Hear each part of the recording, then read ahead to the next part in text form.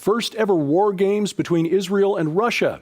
Pope Francis to speak at an ecumenical gathering on the National Mall in July. And candid video from a conversation over the weekend between L.A. Marzulli and Mexican ufologist Jaime Maussan. This is SkyWatch TV for Monday, June 13th, 2016. I'm Derek Gilbert. First up, the deadliest mass shooting in American history. Barely 36 hours ago, a gunman shot more than 100 people at a gay dance club in Orlando. 50 people killed, at least 53 injured before police shot and killed the gunman. 29-year-old Omar Mateen of Port Lucie, Florida, shot his way into the club at about 2 a.m. with an AR-15 style assault rifle. The attack is being investigated as an act of terrorism. According to law enforcement and Homeland Security officials, Mateen was heard praying during the attack in a foreign language. Witnesses said he shouted Allahu Akbar. He reportedly called a 911 operator and pledged allegiance to the Islamic State before he was killed. Now, the Islamic State released a statement through its news division, media wing, taking responsibility for the attack. A co-worker said Mateen was a devout Muslim who brought a prayer mat to work and prayed several times a day. He'd been interviewed 3 times in recent years by the FBI for possible links to terror suspects, but apparently that wasn't enough to prevent him from buying a long gun and a pistol in Orlando last week. Now, liberal media immediately jumped to the defense of Islam. Facebook deleted the Stop Islamization of America page run by outspoken critic of Islam, Pamela Geller. Moderators on Reddit, which is a website where news items can be shared, moderators there have been actively banning posts and banning users posting articles discussing Mateen's religion. And the New York Daily News blames the National Rifle Association. Now, what role did Islam play in this slaughter? Lieutenant Colonel Bob McGinnis is an expert in national security issues and foreign affairs. He included a chapter in his recent book, Never Submit, on the mindset of Muslim men who faithfully follow the teachings of Muhammad. Colonel McGinnis, how responsible is Islam for what took place in Orlando Sunday morning? Well, it's very predictive, almost prescriptive of what the scholars have said, and that is when you look at the Quran or the Hadith or the Sirah, you see very specific things that people ought to do, especially with regard to those that are kafir, or unbelievers, that they're second-class citizens, and under certain circumstances, you do what you want with them, kill them if necessary. Now, certainly when you look at the ideology of ISIS, which tends to be what we call Salafist, they're very conservative, and they take the 7th century prophet's statements as orders, as mandates that they must follow through with. And so these people that subscribe to that are going to do what they've been told. ISIS has put out ideological guidance to have attacks in the West to kill people in the name of their prophet. So, we should not be surprised. Certainly in Never Submit, I'm very clear as to the threat we face, what we must do, and unfortunately, it's also predictive that the things like what happened in Orlando yesterday will, in fact, continue to happen in this country. And that's tragic, especially if we take into account that we have a president that refuses to call the enemy Islam, much less its radical Islam, or the interpretation of that, and apply it in a pretty horrendous manner. So we're looking at, I think, a future of great uncertainty, and this will be one of the indicators that is going to mark the coming years. Colonel McGinnis will be on Fox News later today, Monday, discussing the tragedy in Orlando. Now, there's another disturbing aspect of this story that's not getting much play in the major media. Mateen was an employee of the world's largest private security contractor, a company called G4S. Their American operations are headquartered at Jupiter, Florida. Mateen worked as a security guard in Port St. Lucie. The government watchdog Judicial Watch reported in March that G4S had been contracted by the Department of Homeland Security to transport illegal immigrants from the Mexican border to Phoenix, where they're being released without proper processing or issuing court appearance documents. This is according to Border Patrol sources interviewed by Judicial Watch and confirmed by Judicial Watch taking pictures of the immigrants being dropped off in Phoenix. Now, the government had classified these immigrants as OTMs, other than Mexicans, most from Central America, but we don't really know because they've not been properly processed. So there are questions that are still unanswered about this relationship between DHS and G4S. What is the specific arrangement between the government and its contractor? What is happening to those immigrants after they're released in Phoenix? And why has the government chosen to bring illegals deeper into the country and release them without processing court dates? And how many men like Omar Mateen still work for G4S with access to weapons and weapons training and possibly in a position to move undocumented immigrants around the country with the blessing of the federal government? An interesting note from the presidential campaign that may be related. Hillary Clinton canceled a scheduled campaign appearance on Wednesday with President Obama in Green Bay, Wisconsin, reportedly because of the tragedy in Orlando. My perhaps cynical hunch is that Hillary doesn't want to be associated with President Obama's anti-gun stance right now, because most Americans out here in flyover land, right or wrong, have an understandable response to what just happened in Orlando, and it is not to ban guns. Now, later on Sunday, last night, police in California arrested a suspect from Indiana with a carload of weapons, ammunition, and possible explosives. He told Santa Monica police that he was in town for the LA Gay Pride Festival in West Hollywood.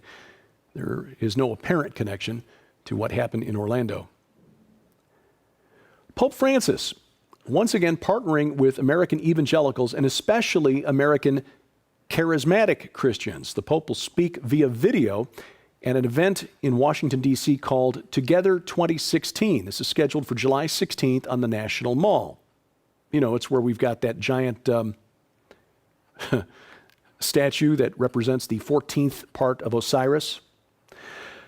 More than 1,000 churches have pledged to send people to the event. It's headlined by Hillsong United, which is the praise and worship band from Hillsong Church, based out of Australia, and features a who's who of American evangelicals, both preachers and musicians, people like Francis Chan, Ravi Zacharias, Josh McDowell, Kirk Franklin, Louis Palau, Samuel Rodriguez, Ronnie Floyd, president of the Southern Baptist Convention, musicians like Michael W. Smith, Kerry Jobe, Crowder, Casting Crowns, Lauren Daigle, Jeremy Camp, Luker, and frankly, a bunch of others whose names I don't recognize because I'm not in the target demographic.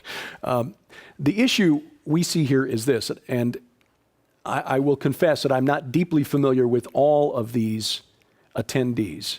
I'm familiar with some. But ecumenical gatherings with the Roman Catholic Church is problematic if you're a Protestant, or at least it should be, because official Roman Catholic doctrine contains some very fundamental differences with Protestant theology that can't be papered over simply because Pope Francis appears to be nice or holds the same or politically correct view of global warming. Now, here's something I didn't expect to report on.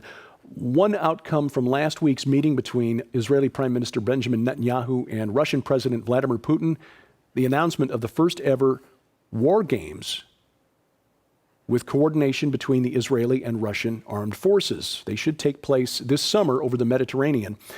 This decision is big. It spells the end of the special relationship of the IDF with the United States military.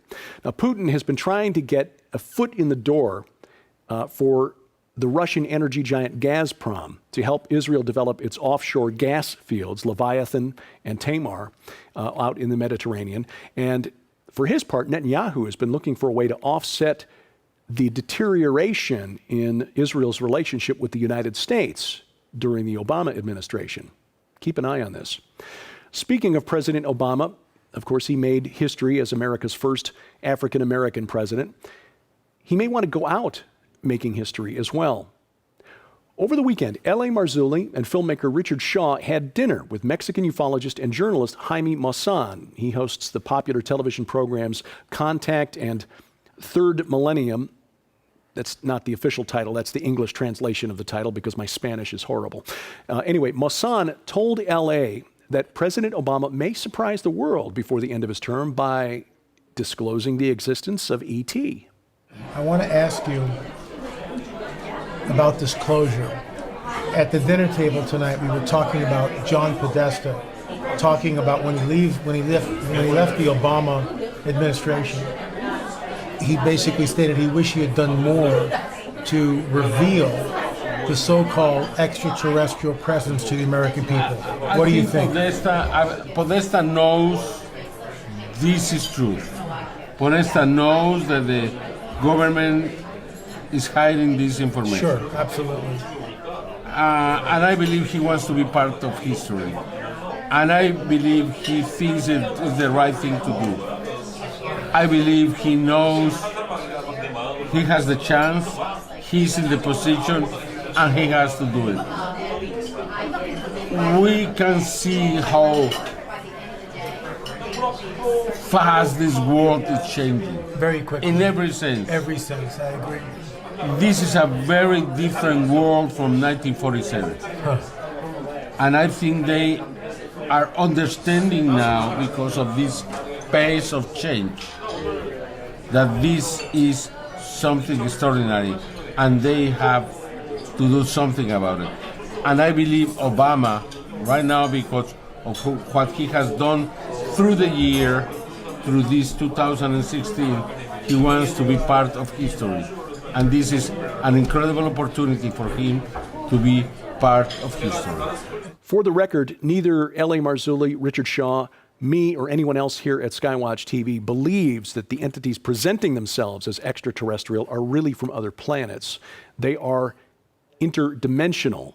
They've been with us here on Earth since the beginning of history. It just suits them to pretend to be E.T. because most of us find it easier to believe that we were created by ancient aliens than to believe we were created by the God of the Bible. And by the way, Maussan has shared some information and some images with L.A. Marzulli that he has not been at liberty to disclose until this summer. He will share those during his presentation at the Rocky Mountain International Prophecy Conference and in his upcoming video release, co-produced with Richard Shaw, Watchers 10.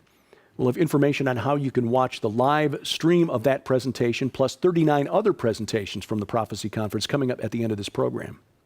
Now, a couple of other in-house notes. First, we had announced last week that last week was the final week to take advantage of that crazy $19.95 offer for the new book by Tom Horn and Chris Putnam, The Final Roman Emperor, the Islamic Antichrist, and the Vatican's Last Crusade. Tom has decided to extend that offer by a few days. We've gotten some more shipments, really. I mean, we're getting pallet loads of books back in the warehouse to include with the free offer to replace things that we've run out of. So he has extended the offer. You can still take advantage of it. $200 worth of books, DVDs, CDs, and other research information included with the book when you order The Final Roman Emperor, the Islamic Antichrist, and the Vatican's Last Crusade at SkyWatchTVstore.com, only through the SkyWatch TV store. But hurry, because when the new supply of books runs out, this offer will end. And please, again, I ask, please be patient with the folks back there in the warehouse and in the store. The stack of invoices going from the store to the people in the warehouse is huge. We had to pull some of the folks out of the warehouse last week to bale hay for the therapy horses at Whispering Ponies Ranch. So please, we just beg you, just a little more patience. I know that some of you have paid for 2-day U.S. Postal Service shipping. Bear in mind, that's 2 days from the time the Postal Service picks up the boxes. So it's 2 days from the point that the box leaves the warehouse. And as hard as we try, we cannot get those orders out in the same day. Your response has been almost overwhelming, and we do thank you for that. Also, as Tom and Nita Horn announced on the Hagman and Hagman program last week, they're offering a unique way for you to partner with Whispering Ponies Ranch, and that is by sponsoring a pony for $1,000, which helps to defray the cost of food, veterinary care, the work that the farriers have to do on the ponies. you'll get a hoof-signed frameable picture of the pony that you sponsor, plus a personally autographed copy of Nita Horn's biography, No Fences. For more information, you'll find it in the top menu bar at SkyWatchTV.com. This week on SkyWatch TV, we're featuring an interview that, in my opinion, is possibly the most important interview that we've done in the 14 months that we've been on the air. 24/7 access to the internet through smartphones and tablets is giving predators access to your children that you would not imagine. Most of our kids, grandkids, take their phones to bed with them at night, which means these predators have access to your child's bedroom, people that you would not let past your front door. Our guest this week on SkyWatch TV is Opal Singleton, the president and CEO of MillionKids.org, which is a reference to the number of children pulled into human trafficking each year. These predators are using social media apps, and I'm not talking about the ones that we know about, like Facebook, Twitter, Instagram, Pinterest. They're using things like Kik, Tinder, and others that I don't even remember the names of, to contact and groom our children and to pull them into a living hell of prostitution, pornography, and drugs. This is an important interview, and I urge you to see it. You'll see it this evening, down in the Arkansas area on the Victory Television Network. Tomorrow, 4 different locations around the country, including Coast to Coast on the Christian Television Network. Coast to Coast Wednesday afternoon on the Cornerstone Network. And then again, Saturday on the Christian Television Network and the Victory Television Network. It's also available now, online, and at the SkyWatch TV channel on Roku. And we're also adding as a bonus this week, our web exclusive interview this week is a second interview with Opal Singleton, discussing how 4 new technologies introduced since the beginning of this year are making it easier for predators. That interview available at the SkyWatch TV channel on Roku and on YouTube. And you'll also find it linked at SkyWatchTV.com. Now, if you need a more portable version of SkyWatch TV, remember the SkyWatch TV podcast is available for you 24/7. It's an audio version of all of these programs, including these daily news updates. You'll find that linked at SkyWatchTV.com with instructions on how you can add it to your iTunes account. You can listen to us on Stitcher or add it to your another podcatcher. That link also, SkyWatchTV.com. Look for it in the top menu bar. We depend on your support here at SkyWatch TV, and during the month of June, our thank you for your support of any amount. A couple of books suitable for Dad just in time for Father's Day. The Fisherman's Guide to Life and The Man in the Mirror, Solving the Problems Men Face. Again, we'll send those books to you for your donation of any amount to Canada and the United States only, please. For more information and to give, log on to skywatchtv.com/donate. And of course, your mouse finger can also be a big help to us here at SkyWatch TV. If you click share where you see those little buttons on the stories, or if you're watching this on YouTube, click subscribe, please. We appreciate the sharing and the helping, and if you've got any comments, we also appreciate those as well. We find those helpful. Send those to dgilbert@skywatchtv.com. And thank you for watching as we keep watch. I'm Derek Gilbert, and this is SkyWatch TV. You can host the biggest prophecy conference of 2016 in your living room. Of course, I'm talking about the Rocky Mountain International Prophecy Conference, July 15th through the 17th. You can bring all 26 experts on the Bible, geopolitics, prophecy, and archaeology into your living room over the internet via live video stream. 40 presentations in all from speakers like L.A. Marzulli, Avi Lipkin, Chris Putnam, Stan Deyo, Dr. Randall Price, filmmaker Timothy Mahoney, best-selling author Joel Richardson, Joseph Farah of WorldNet Daily, and many more. 40 in all in crystal clear HD video, and all presentations archived for 6 weeks after the conference. You can go back and watch again. Again, how about that? You can host the biggest conference of the year in your home. For information and to sign up, log on to prophecywatchers.com.